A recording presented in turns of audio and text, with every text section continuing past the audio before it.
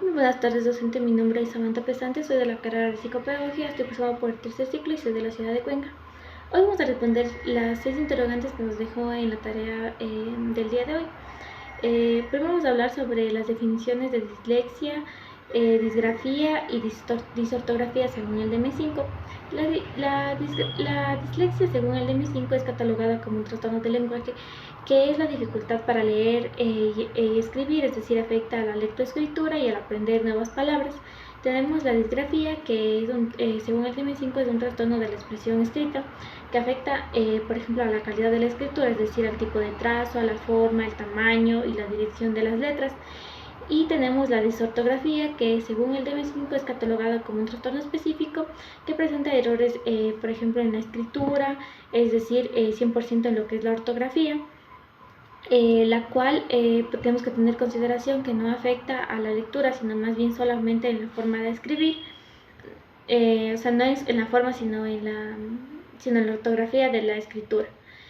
Y como segunda interrogante tenemos lo que es las causas más comunes de estos tipos de dificultades de aprendizaje, donde tenemos que la dislexia como principal causa tiene lo que son bases neurológicas y psicolingüísticas que causan, por ejemplo, dislexia visual o dislexia auditiva, pero la más común y que está catalogada siempre entre las primeras es de base biológica y genética.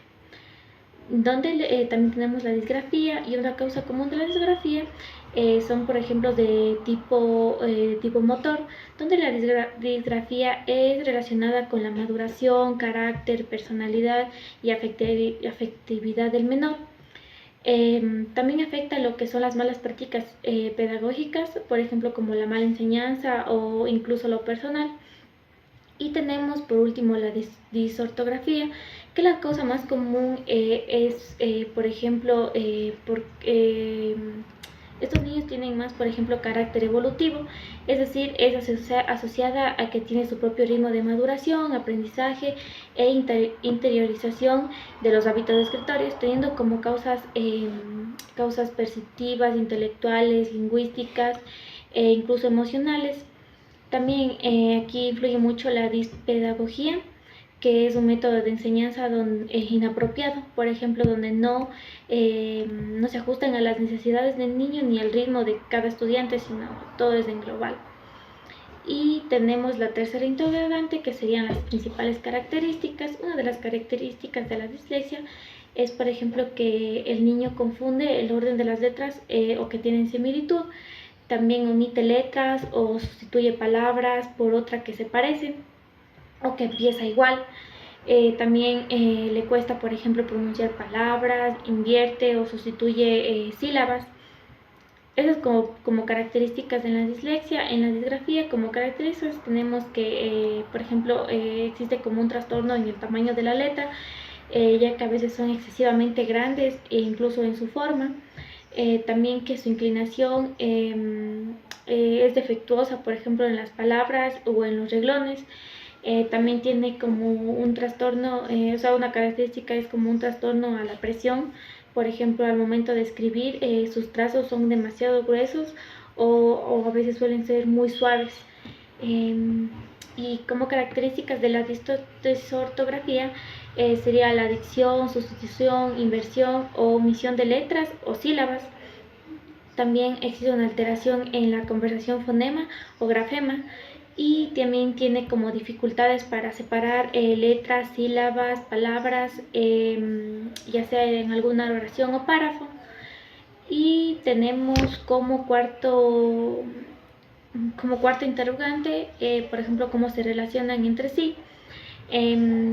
La disgrafía, la disortografía y la dislexia se relacionan entre sí porque todos son trastornos específicos de la expresión escrita y del lenguaje, donde podemos observar claramente que la disgrafía se da por falta de habilidades en el área motora, la disortografía se da por una alteración en el lenguaje escrito a la hora de escribir o presenta errores ortográficos, y la dislexia se da porque es un trastorno del lenguaje donde afecta el vocabulario, es decir, a la hora de leer o también a la manera de escribir. La quinta interrogante sería ¿Qué pautas psicopedagogas de acuerdo a mi nivel de aprendizaje yo propondría para intervenir en una aula de clases cuando tenga la presencia de un niño con trastorno específico del aprendizaje en la lectura y la escritura, incluido a un aula de clases regular de 20 compañeros más? La metodología que yo ocuparía o la estrategia pedagógica sería, por ejemplo, enfocarme en lo que es la tecnología. Por ejemplo, yo podría descargar un texto a voz, es decir, cambia el texto a sonido, donde yo podría pedir que realicen una escritura y ahí estaría fomentando, por ejemplo, lo que es la lectura, escritura y la ortografía.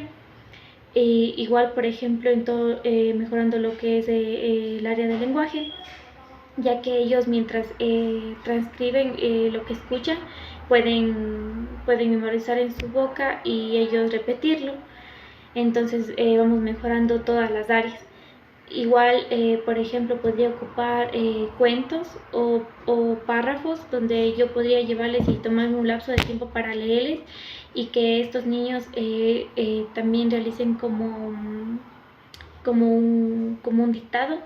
Entonces, al momento que realizo un dictado, ellos pueden ir escribiendo y al mismo tiempo vamos fomentando todas estas áreas de la dislexia, de la disortografía y de la disgrafía. Al igual como le digo, estos de aquí no solamente serían para estos niños, sino también fuera para todos los niños, ya que a todos les beneficiaría por igual, ya que es una estrategia fácil de usar y todos podrían realizar la actividad sin problema. Eso por mi parte, eso haría yo como estrategia. Y como comentario final, que sería la sexta interrogante, o sea, para mí,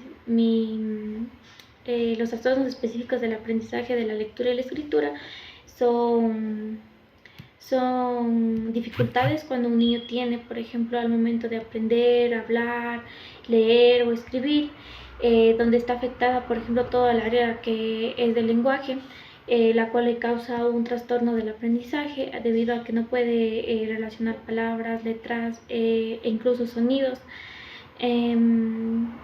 Pero tenemos una solución que serían, por ejemplo, estas pautas psicoeducativas, donde podríamos nosotros implementarlas y ellos podrían ir mejorando gradualmente. Igual, como hablamos anteriormente, estas pautas va dirigida para todo tipo de niños, sea regular o con problemas de aprendizaje. Igual a los dos se les beneficiaría, entonces le veo una técnica, o sea, para mí eso es súper bueno y entonces para mí esos son los problemas de aprendizaje. Eso sería todo. Muchísimas gracias y linda tarde.